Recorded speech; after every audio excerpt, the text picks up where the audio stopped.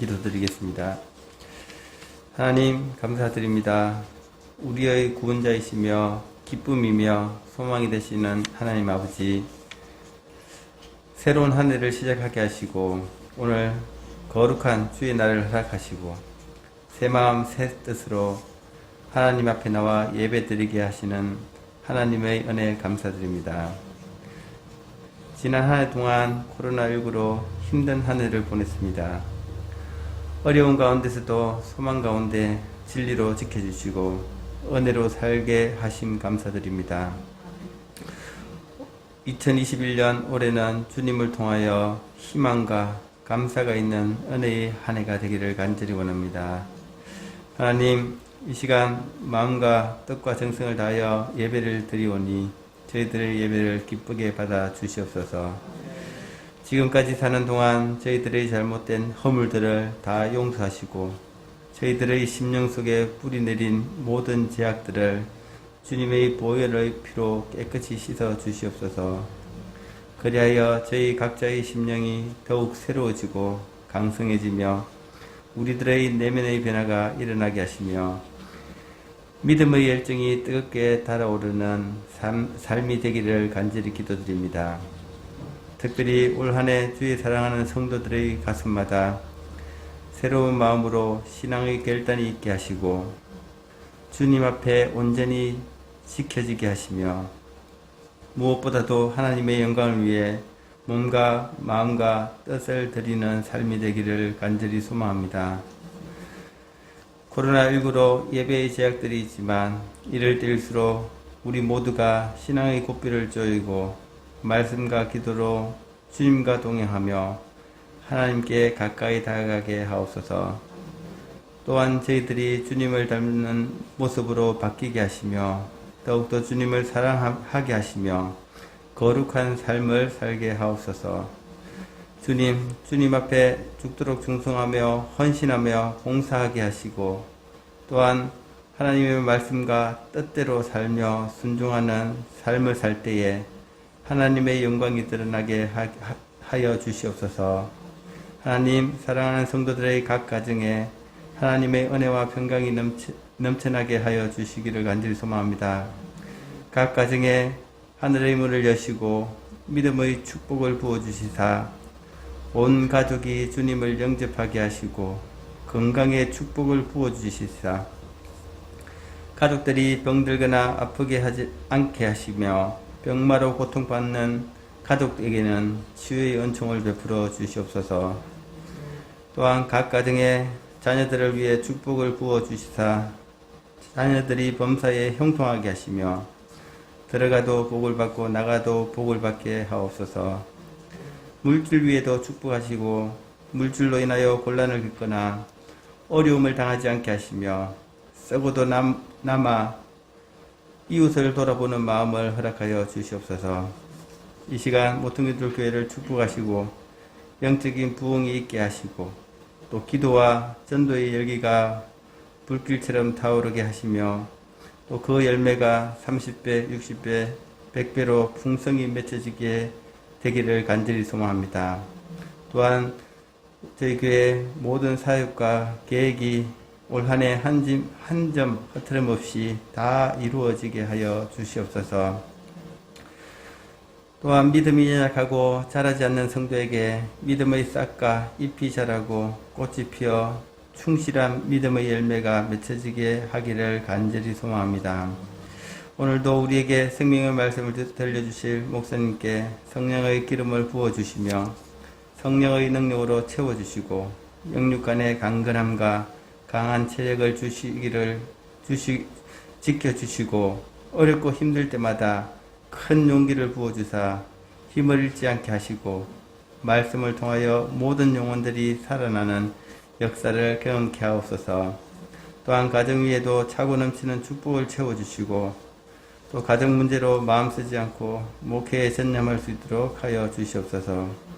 올 한 해 모퉁이돌 교회의 사정과 형편을 잘 아시는 하나님, 올해 계속되는 코로나19로 위기 가운데 하나님의 도우심으로 우리 모든 영과 육의 변화가 일어나는 은혜의 한 해가 되기를 간절히 소망하며 예수님 이름으로 기도드리옵나이다. 아멘. 오늘 우리에게 주신 하나님의 말씀은 요한복음 12장 44절에서부터 50절까지 있는 말씀입니다.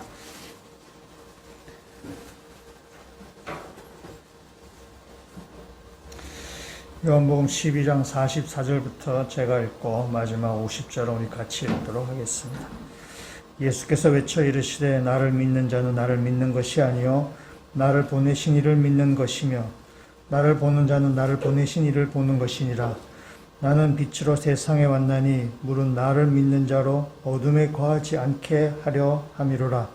사람이 내 말을 듣고 지키지 아니할지라도 내가 그를 심판하지 아니하노라. 내가 온 것은 세상을 심판하려 함이 아니요 세상을 구원하려 함이로라. 나를 저버리고 내 말을 받지 아니하는 자를 심판할 이가 있으니 곧 내가 한 그 말이 마지막 날에 그를 심판하리라. 내가 내 자의로 말한 것이 아니요 나를 보내신 아버지께서 내가 말할 것과 이를 것을 친히 명령하여 주셨으니 나는 그의 명령이 영생인 줄 아노라. 그러므로 내가 이르는 것은 내 아버지께서 내게 말씀하신 그대로니라 하시니라. 아멘. 말씀을 한 구절 같이 암송을 하도록 하겠습니다. 요한복음 12장 36절 말씀. 내가 아직 빛이 있는 동안에 빛을 믿으라. 그리하여 빛의 아들이 되리라. 요한복음 12장 36절 말씀. 아멘. 예. 짧은 구절이어서 아마 다 암송하셨을 줄로 제가 믿습니다. 아멘이시죠? 제 얼굴도 안 보고 얘기하잖아요. 이 요한복음은 우리가 지금 계속 설교를 하고 있는데 요한복음은 크게 두 부분으로 나뉘어지게 됩니다. 1장부터 12장까지 한 부분이고 그 다음에 13장부터 마지막까지 한 부분입니다. 앞에 부분을 우리가 표적의 책이다 이렇게 얘기를 합니다. 그래서 안에 보면은 예수님의 표적이 7가지가 나오게 됩니다. 마지막 표적이 죽은 나사로를 살리신 사건입니다. 13장부터 마지막 자가 영광의 책이라고 이야기합니다. 요한복음에서 말하는 영광이라는 것은 십자가와 부활을 이야기하는 것입니다. 그래서 13장 이후부터는 예수님이 이제 죽으시고 십자가 지으시고 또 부활되신 이야기가 나오게 됩니다. 1장부터 12장까지 표적의 책은 예수님께서 공적인 사역입니다. 그래서 무리들을 향해서 그들에게 말씀을 가르치시고 또한 기적을 베푸시고 또 병자들 고치시고 또 유대인들과 논쟁하는 그런 과정을 통해서 예수님 누구이신가를 밝히고자 하셨습니다. 그리고 13장 이후부터는 그 무리들에게 하는 말씀이 아니라 예수가 누구인지를 알고 쫓아오는 제자들에게 하시는 내용이 13장 이후에 있는 말씀입니다. 그래서 여러분 성경책 가운데 예수님의 말씀을 빨간 색깔로 혹시 기록해 놓은 그 성경책이 있으시다면 13장 이후부터는 시뻘겋습니다. 13장, 14장, 특히 15장, 16장, 17장은 완전히 빨갱입니다. 완전히 빨갛습니다. 그리고 18장부터는 예수님이 이제 붙잡히시고 신문 받으시고 십자가 지시고 그런 얘기예요. 그래서 13장 이후부터는 예수님이 제자들에게 하시는 마지막 설교 말씀, 마지막 강화 말씀이 되게 됩니다. 오늘 읽었던 우리의 말씀은 12장까지의 마지막 부분입니다. 그래서 37절부터 마지막 절까지가 50절까지가 이 12장까지 표적의 책의 내용의 결론 부분이라고 얘기할 수 있고 예수님의 메시지의 1장부터 12장까지 나오는 예수님의 메시지의 핵심, 결론이라고 이렇게 말할 수 있습니다. 오늘 그 중에 우리가 44절에서부터 50절까지의 말씀 우리가 봅니다. 성경책 제목에 있는 제목이 다른 성경책에 보면은 마지막 날과 심판 이렇게 되어 있는데 썩 좋은 제목은 아니지만은 어쨌든 간에 예수님의 그 12장까지 나오는 내용의 좀 결론, 또 마무리 짓는 좀 핵심적인 메시지를 오늘 이 말씀을 좀 담고 있습니다. 먼저 44절 이렇게 시작합니다. 예수께서 외쳐 이르시되 라고 이렇게 지금 시작하고 있습니다. 지금 예수님께서 무리들에게 하시는 마지막 말씀입니다. 마지막 말씀인데 외쳐 이르셨다. 외치다라는 것은 사람이 낼 수 있는 소리를 다 낼 수 있는, 그럴 때 우리가 외친다라고 이야기합니다. 요한복음에 이 외친다라는 용례가 몇 군데 나오게 되는데, 그중에 몇 군데는 우리 한번 보면요. 먼저 빌라도가 예수님을 신문할 때 이 말이 나오게 되는데, 빌라도가 예수님을 신문합니다. 신문하는데 빌라도가 가만 보니까 예수님이 죄가 없으셨어요. 죄가 없어서 빌라도가 그 예수님을 방면하려고 했을 때, 그때 유대인들이 말합니다. 유대인들이 있는 힘을 다해서 얘기합니다. 저를 십자가에 못 박아 죽이소서라고 이렇게 얘기합니다. 그것을 요한복음은 이렇게 이야기하고 있습니다. 요한복음 19장 12절 앞에 스크린에 있을 터인데, 19장 12절 말씀은 이렇습니다. 이러함으로 빌라도가 예수를 놓으려고 힘썼으나 유대인들이 소리질러 이르되 이 사람을 놓으면 가이사의 충신이 아니니이다. 무릇 자기를 왕이라 한 자는 가이사를 반영하는 것입니다. 제가 자근자근하게 읽었지만은 유대인들이 소리질러 이뤘다. 이 소리질러라가 우리가 오늘 읽었던 말씀에 예수께서 외쳐 이르시되와 같은 말입니다. 그러니까 빌라도가 예수가 죄가 없는 것을 보고 이렇게 방면하려고 했을 때 유대인들은 그러면 큰일 나는 거죠. 지금 모든 것을 예수님을 죽음으로 몰아가고 있는데 빌라도가 사면해 주면은 큰일 나니까 유대인들이 사람을 선동해서 큰 소리로 외쳐서 얘기하죠. 완전히 큰 소리 치는 것입니다. 그래서 십자가를 못 박아 죽이소서라고 막 사람들이 크게 외치게 되었습니다. 또 한 구절을 보면은 우리가 봤던 요한복음 12장에 있는데 12장 13절에 말씀이 나오게 됩니다. 12장 13절 말씀을 같이 한번 읽어보도록 하겠습니다.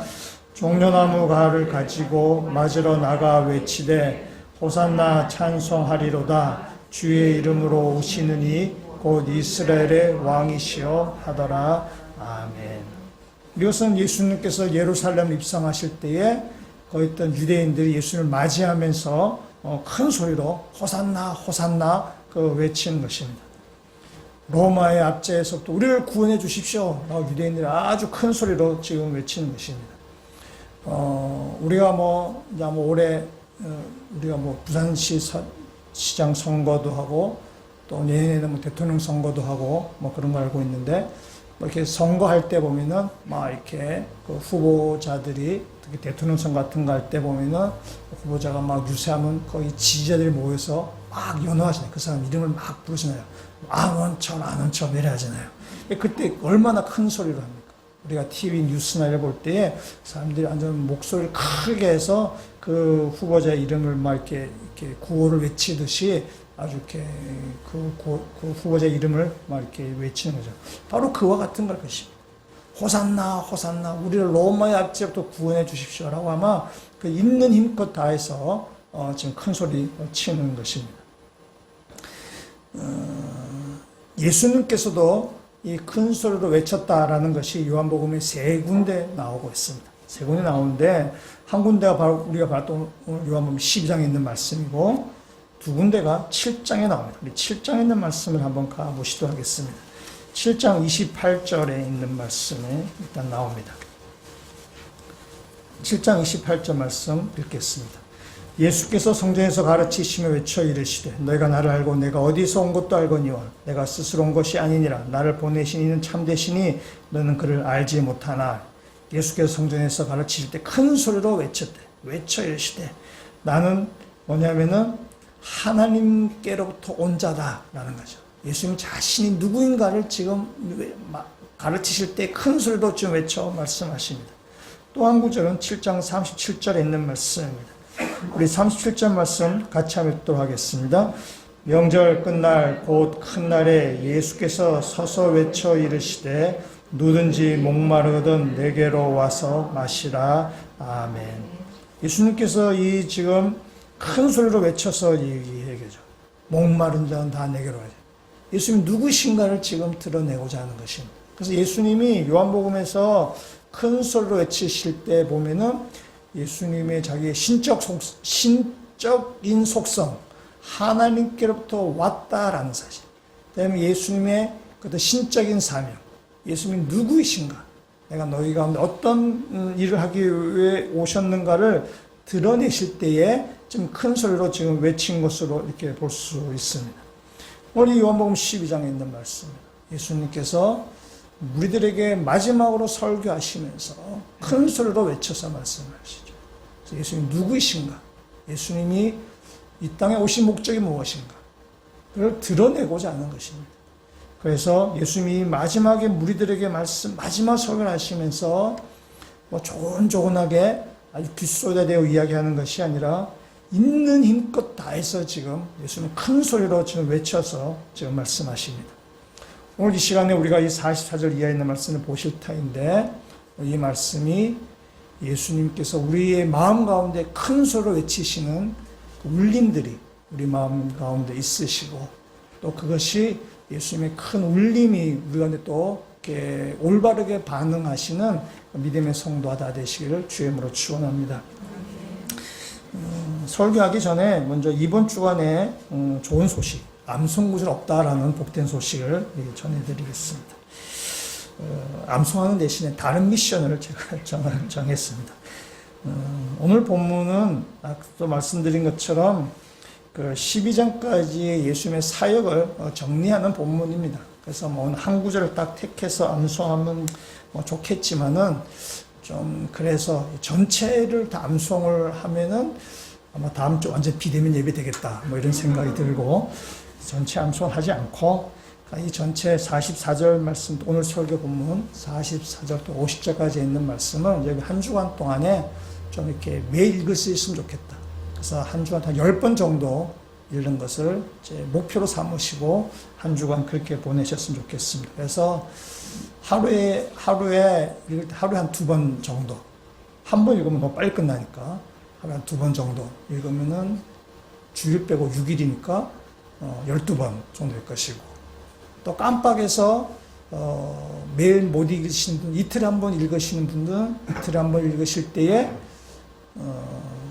3번 정도 한 번 읽을 때 그러면은 3일, 일주일에 3일에 3, 3, 9, 9번 주일에 한 번 더 읽고 그럼 10번 정도 또 이틀도 깜빡해서 3일 한 번 읽으시는 분들은 한 일주일에 2번 읽게 될 텐데 일주일 이틀 읽을 때 읽으실 때 한 5번 정도 읽으면 주초에 한 5번 뭐 주말에 5번 읽으면 10번 되겠다 이런 생각이 듭니다. 내가 너무 자세하게 말씀을 드렸는데 어떻든 간에 한 주간 동안에 여러분이 이 본문의 말씀을 좀 찬찬히 길지 않은 거니까 찬찬히 한 10번 정도 읽으시는 것이 이번 주의 미션입니다. 아멘이신가요? 예, 아멘 하셨어요. 다음 주에 제가 확인이 안 되지만은 한 주 동안 한번 잘 이 본문의 말씀을 예수님께서 12장까지 무리들에게 하시는 말씀 한번 우리가 정리하는 차원으로 한번 읽으시면 좋겠습니다. 오늘 본문 말씀 한번 보도록 하겠습니다. 44절, 45절 말씀 우리 한번 같이 한번 읽어보도록 하겠습니다. 예수께서 외쳐 이르시되 나를 믿는 자는 나를 믿는 것이 아니요 나를 보내신 이를 믿는 것이며 나를 보는 자는 나를 보내신 이를 보는 것이니라. 아멘. 이 말씀은 예수님을 믿는 사람은 누구를 믿는다는 것이요? 하나님을 믿는다는 것이에요. 예수님을 보는 사람은 누구를 본다요? 하나님을 본다는 것입니다. 신학 영어로 얘기하면은 예수님은 하나님의 자기 계시다라고 이렇게 우리가 말을 하게 됩니다. 우리가 육신을 입고 있는 인간, 또 우리가 죄가 가득한 우리 인간이 하나님을 볼 수는 없습니다. 하나님 우리가 볼 수는 없지만은 우리가 우리 인간이 영이신 하나님, 그 거룩하신 하나님 우리가 볼 수가 없지만은 하나님께서 우리에게 예수 그리스도를 통하셔서 하나님을 보게 하셨다는 거죠. 우리가 죄가 가득한 인간이기 때문에 하나님을 볼 수 없어요. 하나님을 볼 수 없다면은 하나님 알 수 없는 것이고 하나님 알 수 없으면 하나님을 믿을 수도 없게 되는 것입니다. 근데 하나님께서는 이 땅에 예수 그리스도를 보내셔서 우리가 하나님을 보게 만드셨고 하나님을 믿게 만드셨어요. 그래서 하나님께서 우리에게 주신 최고의 선물은 바로 예수 그리스도를 보내주신 사건입니다. 왜냐하면 우리로 하여금 하나님을 믿게 하는 사건이기 때문이죠. 예수 그리스도 땅에 보내주신 사건을 통해서 우리가 예수님이 하셨던 말씀을 통해서 예수님이 하셨던 일거수일투족을 통해서 우리는 하나님이 누구인가를 우리는 알 수 있게 되는 것입니다. 그래서 하나님이 누구인가를 우리가 알 수 있게 됐다는 것이 하나님께서 우리에게 주신 최고의 선물입니다. 하나님께서 우리에게 알려주시지 아니하면은 우리는 하나님을 알 수 없는 사람들입니다. 그래서 그걸 신학적으로 계시라고 얘기하는 거죠. 하나님께서 보여주셨기 때문에 우리가 하나님을 볼 수 있다라는 것입니다. 예수님 이 땅에 오실 때에 애굽의 왕궁이나 또 바벨론의 황실이나 중국의 자금성 같은 곳에서 태어나지 않으셨습니다. 이스라엘이라는 작은 나라, 로마의 압제 아래 식민지 나라에서 태어나셨고 그 식민지 나라 가운데도 예루살렘 수도가 아니라 베들레헴이라는 작은 성읍, 또한 베들레헴 성읍 가운데에서도 마곡간에서 태어나셨어요. 마곡간에서 태어나셔서 그 구유에 누우셨다. 구유가 굉장히 참 이렇게 아름다운 단어처럼 들리지만은 우리나라식으로 표현하면 여물통입니다. 그러니까 예수님은 여물통을 침대 삼아서 이 땅에 오신 것입니다. 아주 비천한 가운데 이 땅에 오셨습니다. 아무도 알아주지 아니하는 그 모습으로 이 땅에 오셨어요. 그 예수님은 이 평생 사역하시면서 예수님 주변에는 비천하고 외롭고 소외되고 버림받은 자들이 예수님 주변에 항상 많이 끊어지지 않았습니다. 그 예수님 또 그들을 피하지 않으셨습니다. 그들이 올 때에 예수님은 그 비천한 자들을 품으시고 그들을 만져주셨다는 사실입니다. 가난한 자, 비천한 자를 주님께서는 받아주셨습니다. 그렇다고 예수님이 이 가난한 자들만의 친구가 되어주신 것은 아닙니다. 요한복음에 나오는 니고데모가 예수님을 3장에 찾아온 사건이 있습니다. 니고데모는 유대인의 관원 중에 한 명이고 유대인의 그 산헤드린 공회원 중에 한 명입니다. 유대인 최고 권력이 산헤드린인데 그 산헤드린 회원 중에 한 명이 바로 이 니고데모입니다. 니고데모가 찾아왔을 때 예수님은 문전박대 하시지 않으셨습니다. 부자 아리마대 요셉이 예수님께 왔을 때에 예수님 부자라고 해서 그를 멸시하지 않으셨습니다. 로마 백부장이 왔을 때에 예수님은 로마의 압제 그 로마 군인이라 그래가지고 뭐 이렇게 타도 로마 그렇게 하지 않으셨습니다. 예수님은 로마 백부장도 다 받아주셨습니다. 그러니까 예수님은 누구든지 다 받아주신 것이에요. 가난한 자만이 아니라 부자도, 낮은 자만이 아니라 높은 자리에 있는 사람도, 어떤 사람이 지위, 고하, 여호와에 관계없이 예수님을 찾아오는 사람이라면은 예수님 다 누구나 다 만나 주셨습니다. 예수님 이 땅에 있는 동안에 온갖 환자들을 다 만나서 고쳐 주셨습니다.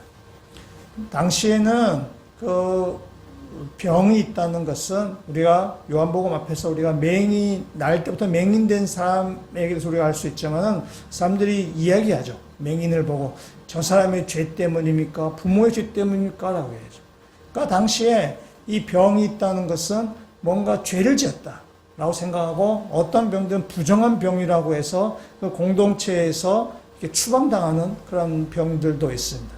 그래서 그 외 나병 환자들, 뭐 피부병, 뭐 이렇게 몸에 진물이 나는 피부병 환자들, 다음에 귀신 들린 그런 환자들, 그런 사람들이 있어요. 그런 사람들이 예수님께 왔을 때에 사람들은 다 그 사람들을 이렇게 거부하고 그렇게 박대하고 혐오스럽게 생각하지만은 예수님은 그들을 대해서 다 품어주시고 그들을 만져주시고 그들을 고쳐주셨다는 사실입니다.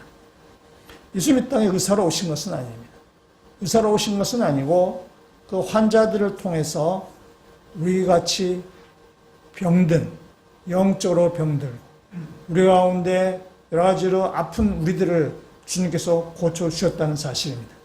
육체의 질병을 치유한 것이 아니라 우리가 우리의 병든 부분들, 우리가 가정에서나 직장에서 우리가 상처받고 마음이 아픈 우리들을 주님께서 치유하시기 위해서 이 땅에 오시고 우리를 살려주셨다는 사실입니다.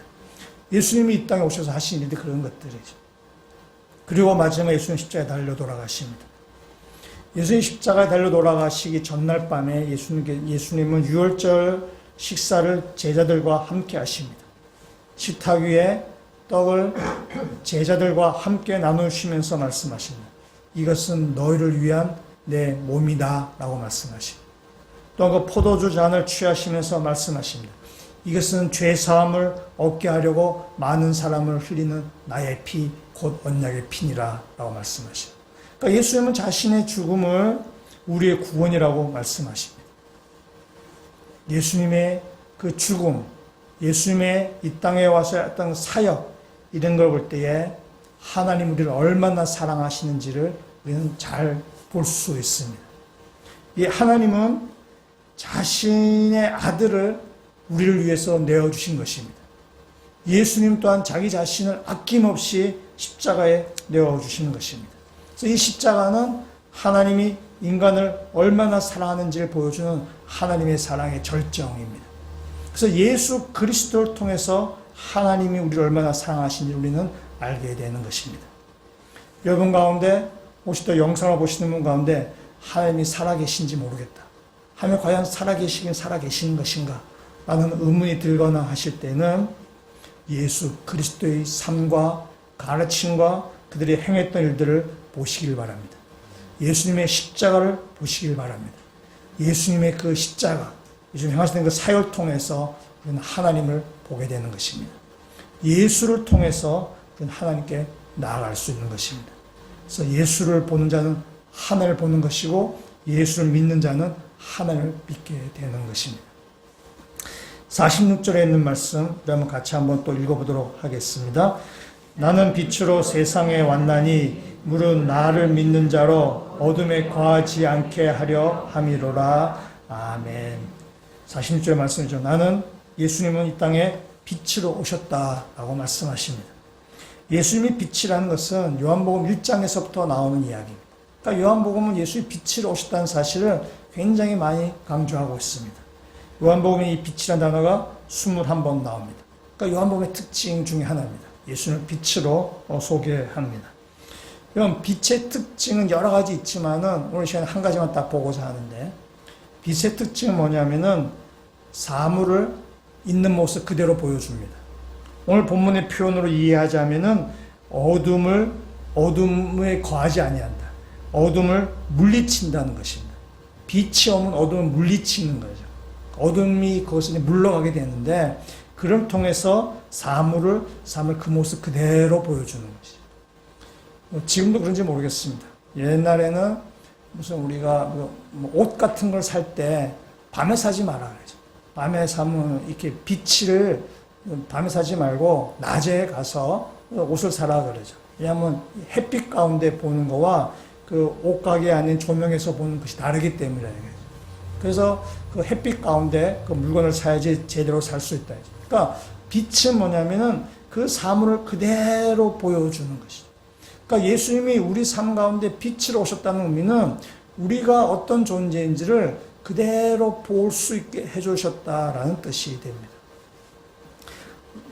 지금쯤 여러분이 많이 정리가 되셨겠지만은 우리가 학창시절 또 지금 다 자라나고 있는 아이들에도 굉장히 고민거리가 아마 창조론과 진화론 그런 그 논쟁일 것입니다. 창조론을 믿는 사람과 진화론을 믿는 사람 가운데 논쟁이 끊이지 않습니다.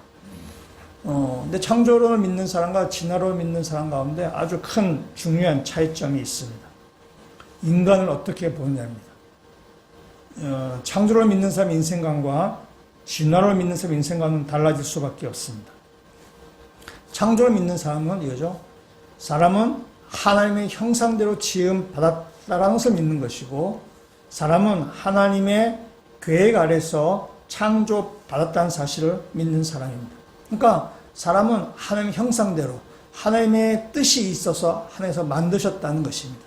그것이 바로 창조론을 믿는 사람의 태도입니다. 때문에 어떠한 생명도 우연히 태어나거나 실수로 태어나지다고 믿지 않습니다. 하나님의 뜻 가운데, 하나님의 계획 가운데 태어난 것입니다. 그 생명 그 자체에 존재 의미가 있고 가치가 있고 생명이 소중합니다. 그래서 우리가 다른 사람을 상대할 때에 그 사람이 어떠한 모습을 가지고 있든지 간에, 피부 색깔이 어떠하든지 간에, 남녀와 관계없이, 남녀노소와 관계없이, 그 사람이 신체적인 결함이 있든지 없든지 관계없이 모든 생명은 하나님의 형상대로 지음 받았다는 사실을 우리는 믿는 것입니다. 그것이 우리가 사랑을 보는 관점이에요. 창조에 있어서. 진화론을 믿는 사람은 이렇게 되는 것입니다. 진화라는 것은 생명이 우연히 태어나는 것입니다. 근데 사람도 우연히 태어나게 되는 것입니다. 그러니까 우리의 생명이 우연히 태어난 것이기 때문에 생명 자체에 대한 존귀함이 약하게 될 수밖에 없는 것입니다. 우연히 태어나기 때문에 생명 자체에 우월함과 열등함이 생기게 되는 것입니다. 이것이 조금 더 발전하게 되면은 인종주의가 나올 수 있게 되는 것이죠.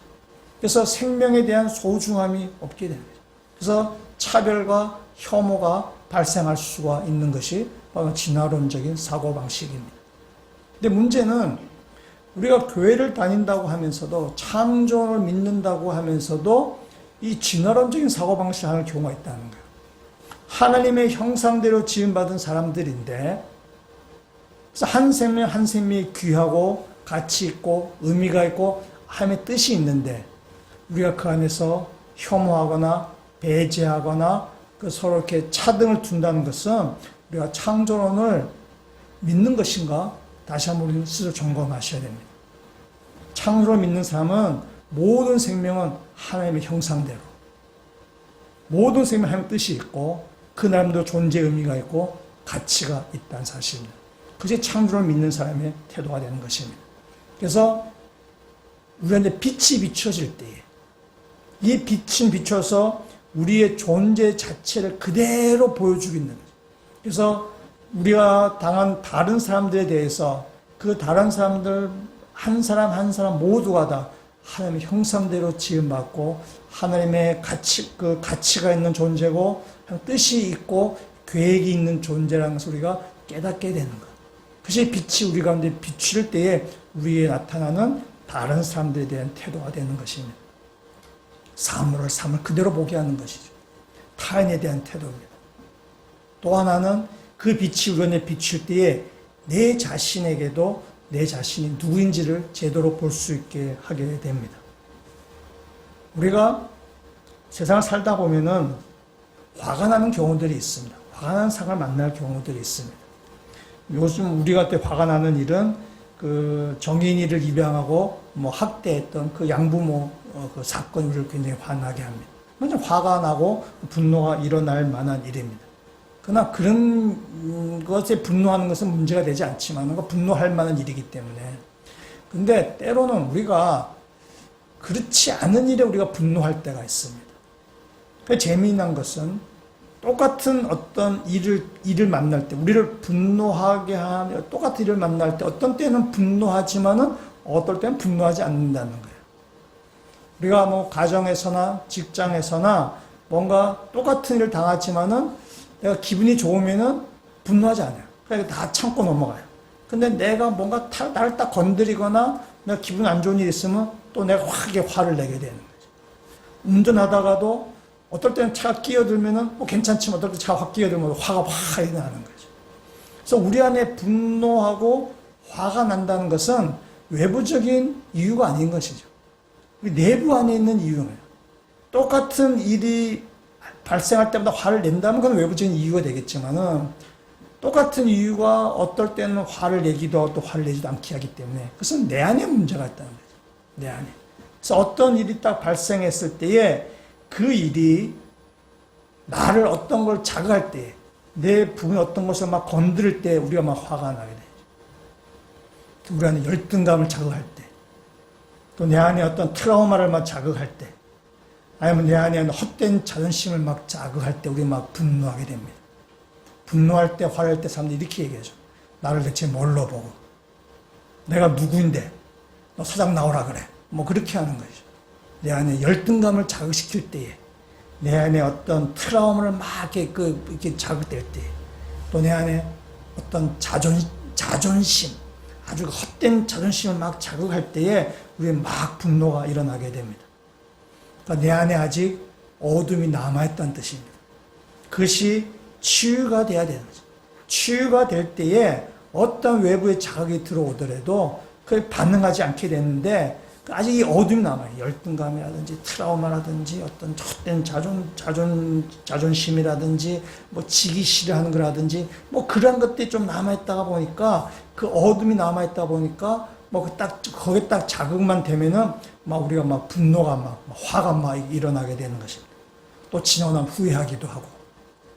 그래서 우리 안에 빛이 비추인다는 것은 모든 어둠이 사라진다는 것을 이야기하는 것입니다. 우리 모든 빛이 비추어져서 우리를 제대로 우리가 하나님 형상대로 지음받은 사람으로 제대로 볼 수 있게 하는 것.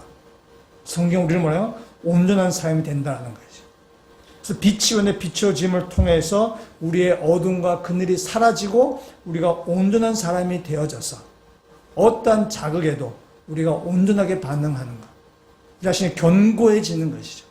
다른 어떤 반응에 의해서 우리가 흔들리거나 거기에 대해서 막 이렇게 불안하는 것이 아니라 어떠한 반응과 어떠한 그 자극과 어떠한 상황 가운데 우리가 흔들리지 않냐고 견고해지는 것. 그것이 빛이 우리가 비칠 때에 우리가 어둠이 물러간다는 뜻입니다. 여러분, 웬만한 우리 방 안에는 형광등이 하나로 되어 있습니다. 그러나 그 하나로 충분하지 않을 때 우리는 형광등을 두 개를 켜게 됩니다. 우리의 마음에 어둠이 다 사라지지 아니할 때에 형광등을 더 켜셔야 되는 거죠. 하나님의 말씀이 예수의 빛이 우리 안에 더 비추게 하셔서 여러분이 예수 그리스도의 빛이 여러분을 환하게 비추셔서 어둠이 다 물러가고 온전한 사람으로 여러분들 견고하게 세워져 가시는 믿음의 성도가 되시기를 주님으로 부탁드립니다. 우리 그 다음 47절 48절 말씀 또 같이 한번 읽어보도록 하겠습니다. 사람이 내 말을 듣고 지키지 아니할지라도 내가 그를 심판하지 아니하노라. 내가 온 것은 세상을 심판하려 함이 아니요 세상을 구원하려 함이로라. 나를 저버리고 내 말을 받지 아니하는 자를 심판할 이가 있으니 곧 내가 한 그 말이 마지막 날에 그를 심판하리라. 아멘. 오늘 이 47절 48절 말씀 예수님께서 이 땅에 오신 이유가 뭔지를 말씀하십니다. 예수님 이 땅에 심판하기 위해서 오신 건가요? 구원하시기 위해서 오신 것인가요? 예, 이 사람 이 땅에 구원하시기 위해서 오셨다고 말씀하고 계십니다. 오늘 이 47절 말씀을 다시 한번 보시면은 사람이 내 말 듣고 지키지 아니한다 할지라도 내가 심판하지 않는다. 이게 무슨 말이야? 라고 하시겠는데 사람이 내 말을 듣고 지키지 않는다라는 말은 앞에서 말했던 어둠에 거한다와 같은 그런 뜻입니다. 그러니까 어둠에 거한다, 사망 아래에 있다라는 그런 말입니다. 예수를 영접하지 않고 사망 아래 어둠 가운데 있다는 것입니다. 그래도 예수님은 심판하지 않겠다고 말씀하시죠. 그러니까 예수님은 지금 뭐냐면은 내가 예수를 영접하지 않냐고 해서 어둠 가운데 사망 가운데 있는 것 다 알지만은 그럼에도 불구하고 그들을 심판하지 않냐고 기다리시겠다는 거죠. 그를 구원하시겠다고 말씀하십니다. 그래서 예수님이 있는 동안에 이 땅에서 예수님께서 사역하시는 동안에 너희가 어둠에 거한다 치더라도 너희가 그 어떤 사망 권세를 했다 치더라도 예수님의 십자가와 부활을 너희가 보고 겪으면서 너희가 다시 예수를 영접하고 빛으로 나오기를 주님은 기대하고 계십니다. 그럼에도 끝까지 어둠에 있을 경우에는 마지막 심판이 있을 것을 지금 말씀하고 계십니다. 마지막 날 심판이 올 것입니다. 여기서 재미있는 것은 이거죠. 마지막 날 심판이 있는데 뭐로 심판하느냐? 내가 한 그 말로 심판한다라고 말씀하십니다. 마지막 48절에 있는 말씀이 그러죠. 내 말을 받지 아니한 자를 심판할 이가 있으니 곧 내가 한 그 말이 마지막 날에 그를 심판하리라. 그러니까 예수님의 말씀이 그 믿지 않는 자들을 심판하는 근거가 되는 것입니다. 예수의 말씀이 그 심판하는데 그 빛의 역할이 되게 되는 것입니다.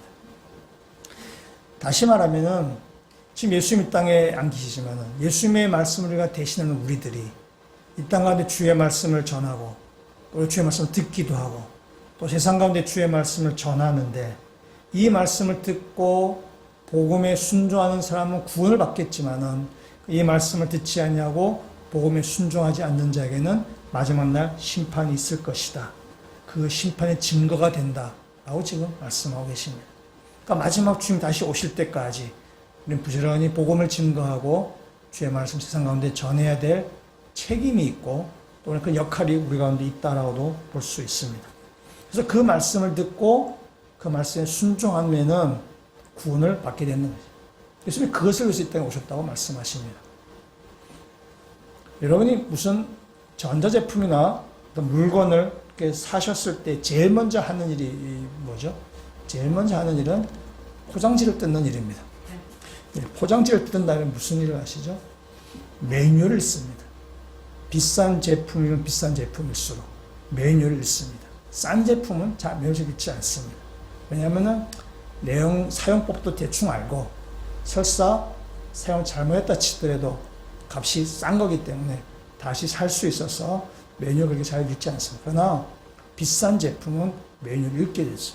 왜냐하면 매뉴얼대로 하지 않으면은 고장나기가 쉽고 또 활용도 잘 못하기 때문에 그렇습니다. 우리 인간이 우리 얼마나 비싼 제품일까요? 웬만한 제품보다 훨씬 비쌀 것입니다. 굉장히 고가의 제품입니다. 여러분, 우리 인간을 제대로 잘 사용하기 위해서는, 고장내지 않기 위해서는 뭘 해야 돼요? 매뉴얼을 잘 읽어야 되는 거죠. 우리 인간의 제품을 잘 사용할 수 있는 매뉴얼을 읽어야 됩니다. 근데 매뉴얼을 보지 아니하고 마음대로 사용했다가는 탈납니다. 고장나는 것이죠. 우리에게 매뉴얼이 무엇일까요? 그건 하나님의 말씀입니다. 하나님 우리에게 말씀을 주셨어요.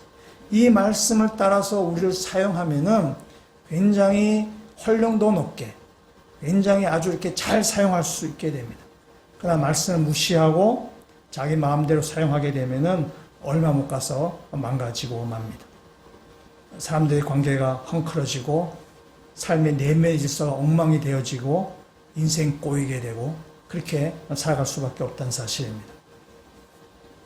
제 학교 동창들 가운데 보면은 아주 똑똑하고 재능도 많고 공부도 잘했던 그런 사람들이 있습니다.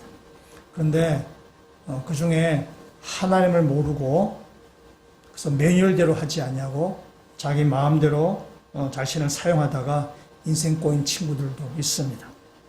그 중에 어떤 사람은 일찍 세상을 떠난 친구들도 있습니다. 무슨 사고를 당한 것이 아닙니다. 알코올 중독이나 또 병, 그 병도 자기 관리를 잘 못해서 생긴 병, 그런 것들로 세상을 일찍 떠난 우리 친구 동창들도 있습니다. 그걸 보면서 여러 가지 생각이 참 많이 듭니다.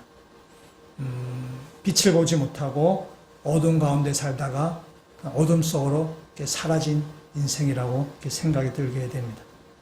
저는 중간에 예수를 믿어서 인생의 방향을 틀어서 여기까지 지금 오게 되었습니다.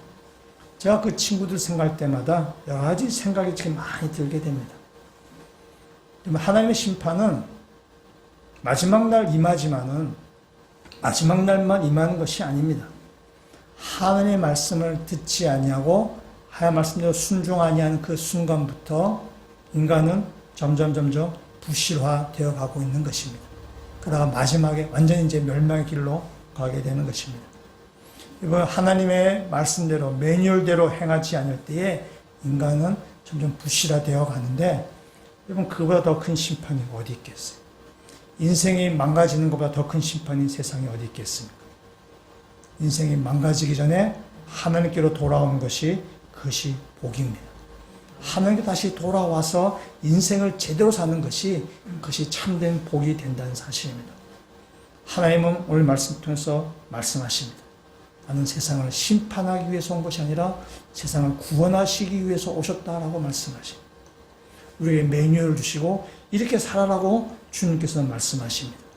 우리에게 빛을 비춰주시는 거죠. 그 빛이 우리 인생을 전체적으로 비출 때에 우리의 어둠이 물러가게 되고 우리의 그늘이 사라지게 되고 우리의 병든 부분이 사라지게 되고 우리가 온전한 사람으로 우리가 사라지게 된다는 사실입니다. 그것이 예수님 땅에 오셔서 우리를 구원하시겠다는 주님의 말씀입니다. 우리 마지막 49절 50절 말씀 같이 한번 읽어보도록 하겠습니다.